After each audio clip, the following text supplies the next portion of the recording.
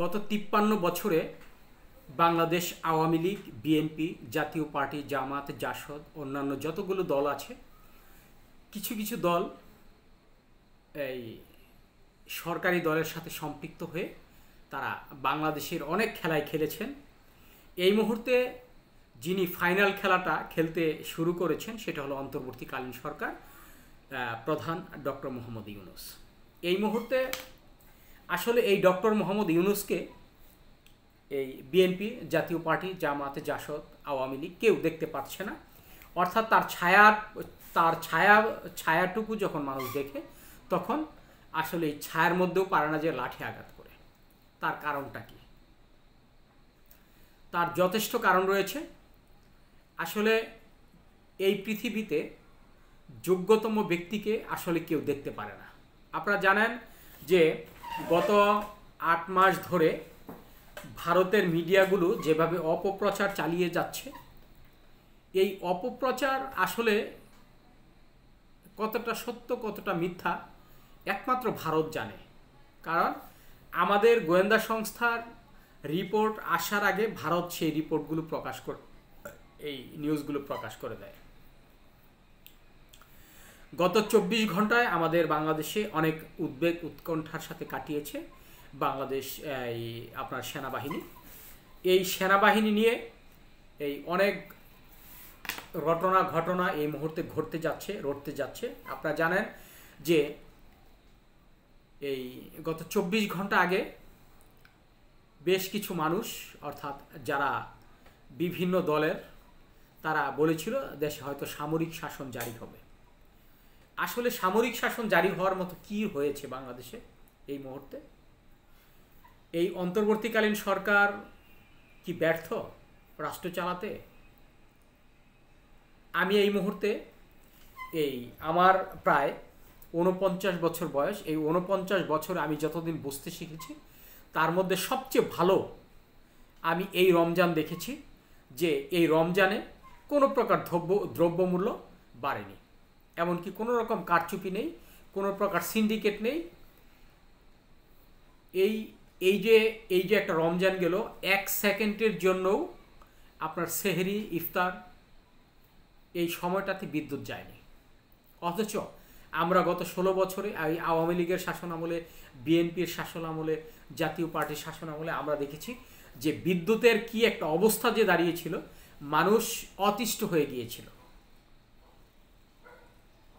কিন্তু বর্তমানে যে অন্তর্বর্তীকালীন সরকার ক্ষমতায় আছেন, 1 সেকেন্ডের জন্য বিদ্যুৎ যায়নি, বরঞ্চ মানুষ এই বিদ্যুৎ নিয়ে প্রথম মনে করেছিল যে হয়তোবা এই বিদ্যুৎ চলে যেতে পারে, বিদ্যুতের সমস্যা হতে পারে, যার কারণে অনেকেই মোমবাতি কিংবা চার্জার লাইট কিনে রেখেছিল।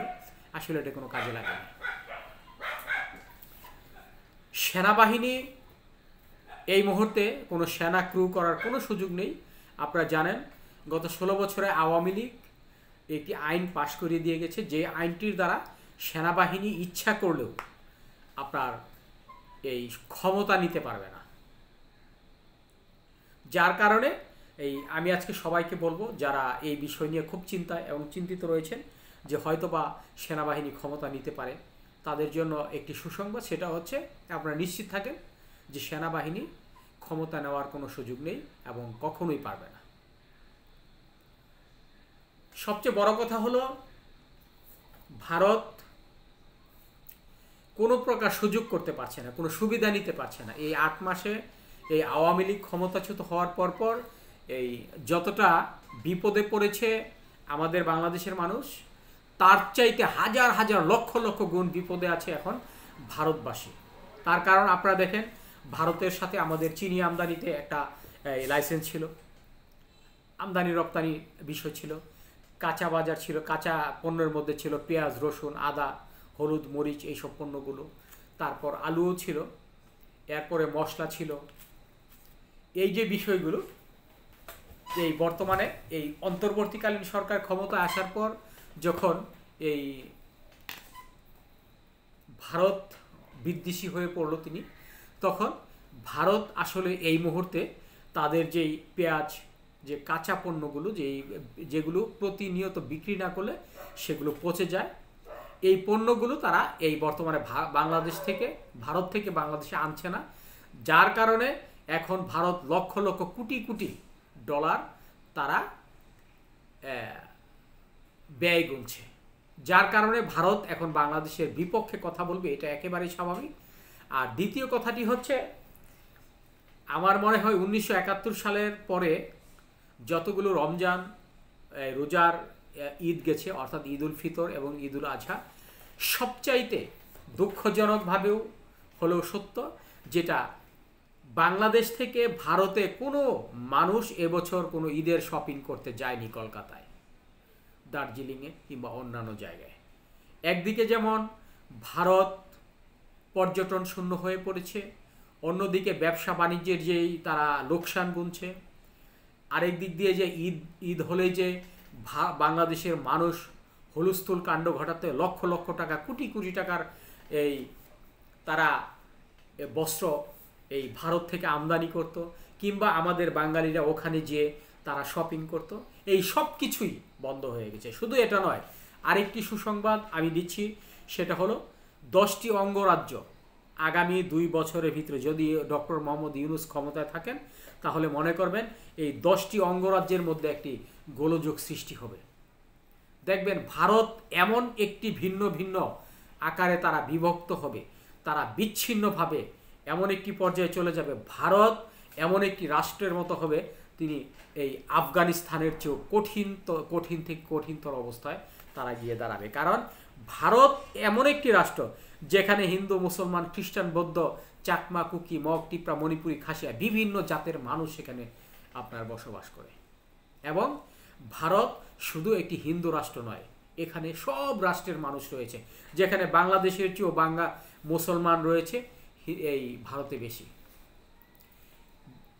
খ্রিস্টান অনেক রাষ্ট্রের চেয়েও ভারতে মানুষ বেশি রয়েছে। এই যে বিভিন্ন কারণে এই যে যেটাকে আপনারা দেখেন যে 10টি কিংবা 7টি অঙ্গরাজ্য, এই অঙ্গরাজ্যগুলোকে যদি ডক্টর মোহাম্মদ ইউনূসের মাথায় যেই কাজটা করতে শুরু করেছে, এই খেলাটা ভারত দেখতে পাবে এই মুহূর্তে। যার কারণে একদিকে যেমন ভারত ডক্টর মোহাম্মদ ইউনূসের এখন একটা শত্রু ভাবাপন্ন সম্পর্ক হয়ে রয়েছে, কিন্তু এই ডক্টর মোহাম্মদ ইউনূসকে কিছু করতে পারছে না, কারণ তিনি কিন্তু শেখ হাসিনা নয়, খালেদা জিয়া নয়, তিনি এরশাদ নয়, তিনি তারা ছিল এই খালেদা জিয়া, শেখ হাসিনা, এই এরশাদ ছিল এই আপনার ন্যাশনাল রাজনীতিবিদ, আর উনি হলো ইন্টারন্যাশনাল রাজনীতিবিদ।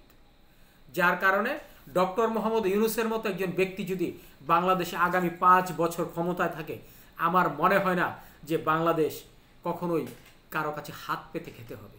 আপনারা দেখেন তিনি যেভাবে মাথা ঠান্ডা করে রাষ্ট্র পরিচালনা করছেন, অনেক কথা তিনি শুনতেছেন, অনেক বিষয় নিয়ে তার বিরুদ্ধে আলোচনা হচ্ছে, সমালোচনা হচ্ছে, তারপরেও তিনি মাথা ঠান্ডা করে বিভিন্ন দেশ থেকে বিভিন্ন পণ্য আমদানি করে বাংলাদেশকে স্বয়ংসম্পূর্ণ করার যে একটা সুচেষ্টা চালিয়ে যাচ্ছে, এবং বর্তমান সেই চেষ্টাটার যে প্রতিফলন আমাদের এই রমজানের যে বাজারগুলো সেটা আমরা দেখতে পাচ্ছি। আসলে ভাই, আমরা বাঙালিরা, হুজুগে বাঙালি, আমরা কখনোই ভালো দিকটা দেখতে পারি না, কারণ এই ভালো দিক যখন একটি রাষ্ট্রপ্রধান চালায় তখন তার বিরুদ্ধে মানুষ নেমে পড়ে, অর্থাৎ তিনি যেন দেশ পরিচালনা না করতে পারে। এই মুহূর্তে বিএনপি, জাতীয় পার্টি, জামাত, জাসদ থেকে শুরু করে এই আওয়ামী লীগের সব ধরনের নেতাকর্মীরা এই ডক্টর মোহাম্মদ ইউনূসের পিছনে লেগেছে, যাতে উনি রাষ্ট্র পরিচালনা না করতে পারেন, ক্ষমতা ছেড়ে তিনি পালিয়ে যান। আসলে ভাই এত সহজ না। আজকে বিএনপির বিষয়ে আমি একটু কথা বলি। বিএনপি 5ই আগস্টের পর মনে করেছিল তারা ক্ষমতায় চলে এসেছে, কিন্তু আসলে কি তাই? আমি একটু আগে বলেছিলাম ডক্টর মোহাম্মদ ইউনূস হলো ইন্টারন্যাশনাল খেলোয়াড়। এই ইন্টারন্যাশনাল খেলোয়াড় বলার পেছনে যথেষ্ট যুক্তি রয়েছে। তার মাস্টার মাইন্ডে যেমন শেখ হাসিনার পতন হয়েছে, তিনি এই বিএনপিকেও 5ই আগস্টের পর এই ওপেন দ্য বাইস্কোপ 9-10 টেলিস্কোপের মতো এই ফুটবল খেলার মাঠে ছেড়ে দিয়েছিলেন, তোমরা ইচ্ছা মতো খেলতে থাকো, তোমাদের খেলা তোমরাই যখন বন্ধ করতে চাইবে তোমরা ইচ্ছা করলে বন্ধ করো, আর নাহলে জনগণে তোমাদের বন্ধ করবে। এই মুহূর্তে আপনারা দেখেন যে বিএনপি এই 8 মাসে যেভাবে বিভিন্ন ধরনের অপকর্মের সাথে সংযুক্ত হয়েছে। এখন এই অন্তর্বর্তীকালীন সরকার বন্ধ করতে হবে না তাদেরকে, পুলিশ বাহিনী তাদেরকে বন্ধ করতে হবে না। এখন জনগণই তাদের প্রতি যে মন উঠে গেছে, তাদের প্রতি ধিক্কার দিচ্ছে বিভিন্ন কারণে। এই বিষয়টা ডক্টর মোহাম্মদ ইউনূস অত্যন্ত সুচারুভাবে, সুদক্ষভাবে, খেলোয়াড় বলেই তিনি আজকে বিএনপিকে কোনো প্রকার বাধা না দিয়েই এখন কোণঠাসা করে রেখেছে। তারা নিজের, একটা গল্প আছে না যে দুইজন মারামারি করতেছে, এই জনগণ অনেকবার চেষ্টা করছে থামানোর জন্য, থামছে না। পরে শেষ পর্যন্ত জনগণ যখন চলে গেল, ভাবলো যে না, এই আমি নিজেই থেমে যাই। এখন বিএনপির অবস্থা হচ্ছে এরকম যে বিএনপি নিজেই থেমে যাবে। আর এই বিষয়গুলো আমরা খুব সুন্দরভাবে উপলব্ধি করছি। আগামী 5 বছর যদি অন্তর্বর্তীকালীন সরকারের প্রধান ডক্টর মোহাম্মদ ইউনূস এ দেশ চালায়, আমরা মনে করি এই 5 বছরে বিএনপির হয়তো কোনো ক্ষতি হবে, আওয়ামী লীগের ক্ষতি হবে, কিন্তু এদেশের যে জনগণ, এদেশের যে অবকাঠামো, এদেশের যে গঠনতন্ত্র, এ সব কিছুতেই একটা আমূল পরিবর্তন আসবে। এদেশকে সারা পৃথিবীর বুকে মানুষ চিনবে এবং এদেশ মানুষের কাছে মাথা তুলে দাঁড়াতে পারবে। এটাই আমরা এই মুহূর্তে অন্তর্বর্তীকালীন সরকারের বিভিন্ন দিক নির্দেশনায় এবং তার কঠোর পরিশ্রম এবং অত্যন্ত সুচারু এবং দক্ষতার সাথে রাষ্ট্র পরিচালনার যে দক্ষতা আমরা দেখতে পাচ্ছি, এটাই আমরা মনে করছি। ধন্যবাদ সবাইকে। ভালো থাকবেন, সুস্থ থাকবেন, নিরাপদ থাকবেন।